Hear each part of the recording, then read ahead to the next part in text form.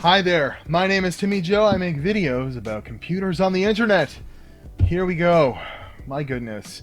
I have been afforded the opportunity to touch the untouchable Vega. We've been waiting so long for this GPU, it's ridiculous. So long, in fact, that it's almost unbelievable that we're on the wake of the actual retail gaming version being released not too far off. But I did not say no to having this in my hands, and that's for a couple of reasons. Basically, I think this, much like the Ryzen 7 1800, is the top end, everything works GPU here.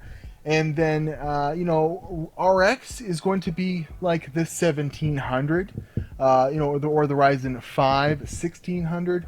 There's going to be a few things that maybe don't work out in the bidding process that they can turn off, for rendering purposes or what have you. And that's going to be the RX retail version of Vega. So to have this in my hands for testing, I know a few people have already done it. I believe the benchmarks are going to be right on par with all of that of RX Vega. So I basically get an early look into it, and I'm just very, very excited. So cue an intro. I'm Timmy Joe. Maybe you haven't been here before. Stick to the end. Go check out some other content. I'm a huge AMD fanboy. I'm going to have some bad things to say about this, I'm sure, but that doesn't mean I don't love AMD and that I don't root for them, and that, this being a success wouldn't be good for everybody. But, it's in my system right here. I'm going to use it to render this 4K video at the end, and then I'll give some updates on that in another video. But cue the intro, and then we'll get right into everything we did here to benchmark Radeon Vega.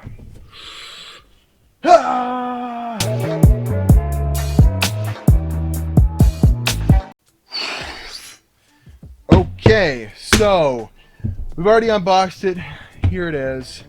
I went out of my way to make sure that this is the most professional review I've ever done. I've done a lot of graphics card reviews, I've done a lot of computer reviews, but I went, balls to the walls with double checking my findings, doing, triple checking, doing long testing, getting proper FPS results for this, because it's going to be kind of like a baseline for the next, when RX comes out. I'm going to get my hands on that, see if it is the same, if we can confirm, what I see here. As well as, you guys, it's not a gaming card. Why are you playing games with it? You know what? I'm telling you, it's going to be the same as RX. So it's totally worth diving in right now if I can, and really check this out. So we need some stuff to compare it against, and I got a 1080 right here, Founders Edition. I've got a 1070. This is a Founders Edition, and if you've been around my channel for a while, you'll know that I bastardized and ruined. Look, it's fallen off. It's fallen off. Ruined this card. It's a 1070 that I put an Arctic cooler on. Now it works very well, but the aesthetics are totally shot. But I basically did the benchmarks the same way on all the cards, well, at least the same as possible, considering there was a little bit of issues with this, but we will get to those maybe in a separate video, actually. But I've spent the better part of the last 48 hours just running benchmarks in my hot dank basement, making sure that I get proper information for you guys, and I will publish this stuff on my website, timmyjoe.com, in the next couple days, so that all of my benchmarks here from Vega are publicly available and you can compare them between the two. So just so you know, my methodology is I'm testing it against what's supposed to be, the same speed of card, the 1080, and a 1070, because the 1070 is going to keep up and it's going to hold its weight.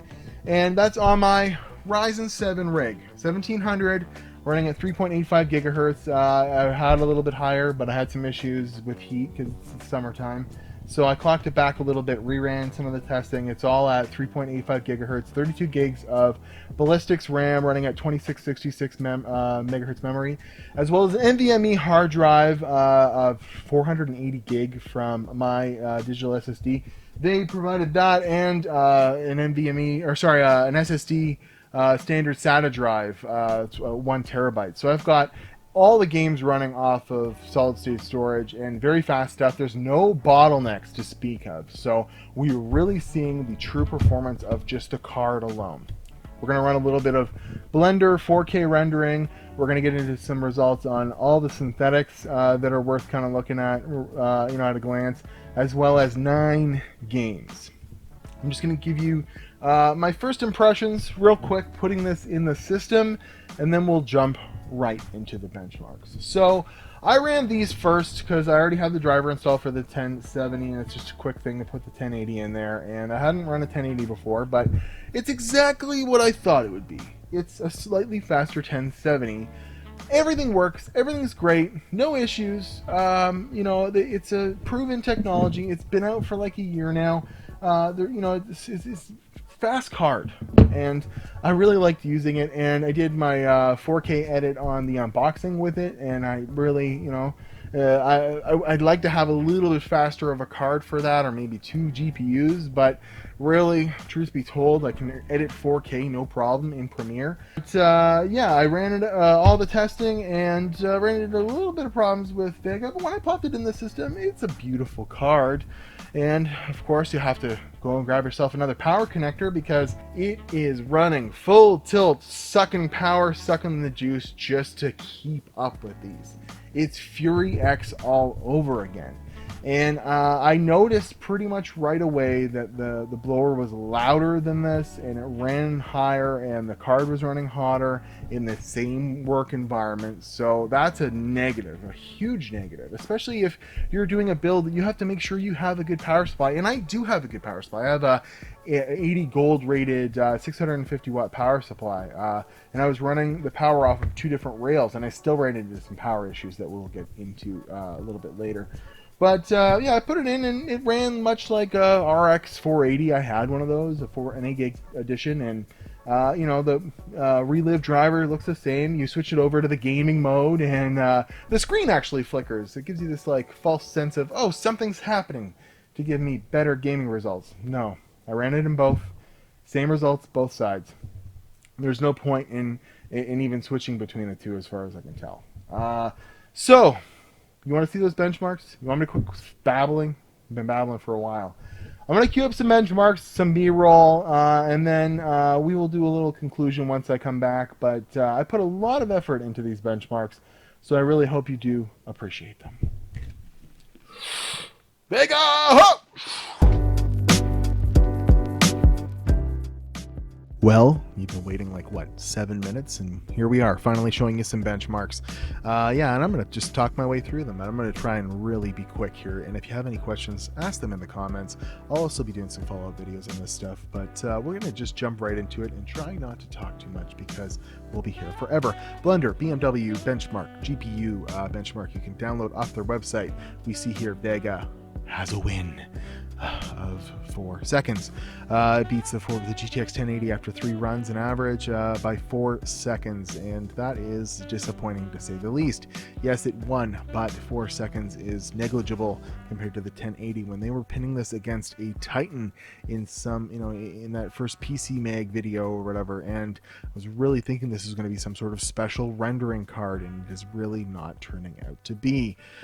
Premiere 5-minute 4K render beats the 1080 again by, you guessed it, 4 seconds, and nearly beats the 1070 out as well. So it's doing well for some rendering workloads, but nowhere near what I thought it might be, thus proving that this is not some sort of a special card. I think we're just paying an early adopter's tax for a more higher end Vega. Moving on to synthetic benchmarks, we see here that in superposition 1080p extreme, a very hard workload for any GPU, it actually manages to beat the 1080 and 1070, which is promising. I think it's leveraging the 16 gigs of high bandwidth memory here because there's a lot of tessellation and anti-aliasing and all that stuff going on in this particular benchmark, and it's 1080p. When we move on to 4K, however, both the NVIDIA cards off the floor with Vega, which just goes to show how unpredictable the performance of this is going to be. Moving on to 3D Mark's Fire Strike, the regular old one. It gets a score of 15,251, which is right kind of, well, it's not right in the middle, but it's doing better than the 1070, but nowhere near as good as the 1080. Then we got Time Spy here. Time Spy, it does 6792, which is about 400 and some points off of the 1080, but it does beat the 1070, so kind of to be expected. Now, Fire Strike Ultra is the only one I did any overclocking on, and we'll talk about this in another video, but Vega doesn't reach its full potential on the air-cooled card. It is always kind of thermal throttling, because if it was able to cool itself, you wouldn't be able to hear anything but the blower blowing. If you were beside the PC, it's a problem. So we see here it gets a 4861 in Fire Strike Ultra, and that of course is beat by the 1080. But keep that number in mind, 5169 the 1080 got, because if you overclock Vega by 50 megahertz and set the fan to full blast, you can actually beat the performance of a stock 1080 at 5256. However, of course, you can overclock a 1080 like crazy and beat the Vega hands down. Moving on to real benchmarks. Rise of the Tomb Raider, we see here at 4K. We managed to get right in the middle, 37 frames a second compared to 44 on the 1080 and 35 on the 1070. We see that trend continue, but the 1080 get way higher frames at 1440p, and at 1080p we actually have the 1070 beating the Vega card at 1080p, which is weird. 90 frames a second. It's just there's some minimum lows in there that are really messing with the average frames per second on Vega in this title. Must be the Hairworks, I would assume. Moving on to Doom, the only non-DirectX title here, and it's running Vulkan, of course. I had some real trouble with Vulkan. We'll talk about that in another video, but I did, however, get it to work enough to run my benchmarks, and very disappointed here. I was assuming Vega was going to kill it in Doom, and we see here Vega is right in the middle in the higher resolutions, and well, it gets beat by the 1070 at 1440p by a frame per second, and by 4 frames a second at 1080p. So it actually does really bad in Doom, which is crazy because that's the benchmark they always, or whatever, the game they always show running on Vega. Really weird stuff. I don't know what is going on there. Moving on to Battlefield, we see this is just an unsurprising title. Vega does right in the middle of the 1080 and the 1070, so that's good stuff. Not much to talk about there. It ran really well, and no surprises there. But can Vega run Crysis? Well, actually, it can, and it can do it very, very well. It beats the 1080 in every resolution, which was something I had to double and triple check. I was very, very surprised. 4K gets 31 frames a second average, where the 1080 gets 27. At 1440p, 66 compared to 55, and Vega gets 88 at 1080p. This is with every setting cranked, of course. And the 1080 gets 77, so Crysis is a huge win for Vega. Moving on to The Witcher Wild Hunt, very much mimics the performance of Battlefield, where it pretty much does right in the middle of the road. Nothing too crazy here. It trades blows with the 1070 actually at 1440p, which was kind of disappointing. Moving on to PlayerUnknown's Battleground, and you don't want to run a Radeon in this particular program. It is not very well optimized for any GPU, let alone experimental Vega cards, and the benchmarks show it here. It actually does not bad at 4K. It does better than the 1070. However, it does worse than the 1070 at 1440p and at 1080p. Moving on to Sniper Elite, it running at full tilt DirectX 11, right in the middle of the road here. Trades blows with the 1070 at 4K at 41 frames a second, but it beats the 1070 and 1440p and 1080p, so nothing surprising there. Moving on to Prey. This is the another one that they showed in demos, and I was expecting it to do very well here. Well, it does not do very well at 4K. That's probably why it needs two of them to run at 4K, apparently. They showed that at Computex using two Vega Frontier editions to run Prey at 4K when you can just run it at 60 frames a second with a 1080. That is weird, because at 1440p it actually is the better of the three cards, and at 1080p it's the better of the three cards. It's 137 frames a second compared to 110 on the 1080. So Prey was surprising for high resolutions, but it beats out in the lower, so that's neither here nor there. Moving on to the last benchmark. This one comes with an asterisk. GTA did not go over well. I could not get it to run properly for some reason. It loaded a really weird black screen whenever I loaded it with Vega, and I spent the time to reinstall it and still had that issue. I spent the time reinstalling all of the C++ and DirectX versions and everything, and I could not get it to work properly. Although it seemed to be running properly, it didn't display properly. I still ran the benchmark at 4K, and it got beat by both the NVIDIA cards. That might have something to do with my issue, but it still had up there sort of similar performance to those cards, so it can't be that far off. But that is all the benchmarks here for Vega. Thank you very much for listening to me blather, and I will throw back to myself in the studio. Whoa! So, the proof is in the pudding. I wouldn't buy one. I might buy RX Vega. Well, I'm going to for testing purposes, but to actually game on, only if the price is right. You saw in the benchmarks, it fits right in between a 1080 and a 1070. And it might get better. Actually, it will get better. The drivers will get better. AMD's famous for that. The RX 480 got about 20% faster, 15 to 20% faster in its lifespan, just due to driver optimization, just due to gaming, games working with AMD to make the driver better and the game work better, and patches and what have you. So I'm sure there's a lot to Vega in the new drawstream rasterizer, and in the high bandwidth memory and the way things are all done, that will allow this to grow and get better, and it might eventually even beat the 1080. But there's already a better card than that out, and there's already a better card than that one out, and there's already a better card on NVIDIA's drawing board that could be out as soon as they want. As soon as AMD brings something to the table that's worth putting Volta out, they'll do it. So where does this fit in? Let's say, clock for clock, this is exactly the same as RX Vega. And this is $1,000. Let's say it's cheaper than a 1070.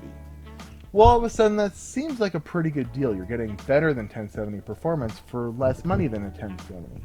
Well, what's going to keep NVIDIA from just, lowering the price of the 1070 and the 1080 to match it? They've already had this product out for a while. They've made their money on the R&D. They can bring the prices of these down. They can even bring the prices of the 1080 Ti down. But that's also another point to be made, that mining has made it very hard to get a hold of any GPU right now. So is price even going to be a good factor? They might sell a whack load of these for mining, but I doubt it, because it requires so much more power to power them over an RX 480. You need... it goes from a 6-pin to 2 8-pins. Like, there's no way a miner is going to want to buy this, even if it's cheap, as long as you can get 480s. Unless it, does double the cache sizes or something like that, which the memory on it will be. So, what's my conclusion here? I don't know why they released this tech if it wasn't ready to just blow the water, blow the 1080 out of the water. I really don't. They rushed it to market because it's been too long, and they obviously said, you know what, we have way too much into Vega. Get working on Vega 2. Do whatever you have to do to get the driver and the hardware ready. We'll release it as is. We'll make it cheap. We might even lose money on it, but hey, we're going to make tons of money on Ryzen and Threadripper this year. So it'll be worth a little bit of money lost on Vega. And their weird attitude towards Vega has certainly made it seem like they've totally, they've lost interest in even trying to promote this properly. So, poor AMD fanboys, you're not going to get your GPU. You're going to get one that sucks a lot of power, and you're probably not going to be able to get a hold of it. It's going to be a Fury X all over again, but I guess my final point would be at least AMD didn't pull both a Fury X and a Bulldozer this year. They pulled a win out with their CPUs, and they will live on to fight another day. Stay tuned for more videos on Vega. I will have a video with some quirks and some weird stuff definitely coming up later on this week, as well as a whole suite of new things that's coming to this channel. So I encourage you, hit the subscribe button. I put a lot of work into this, and if you get lots of views on this and lots of subscribers, there's just going to be more and more and more that come into this channel, and I will do my best not to get, all corporate and high whatever. This is going to be me in my basement working on gaming videos and making you guys happy. And if, I'd love to hear your suggestions in the comments, but isn't it cool that I got one of these? I mean, I haven't even seen Linus touch one of these. I haven't even seen Jay touch one of these. Pretty cool stuff. I will see you guys in the next video. I'm at WatchTimmy on Instagram and Twitter, and I appreciate you sitting through this load of psychobabble.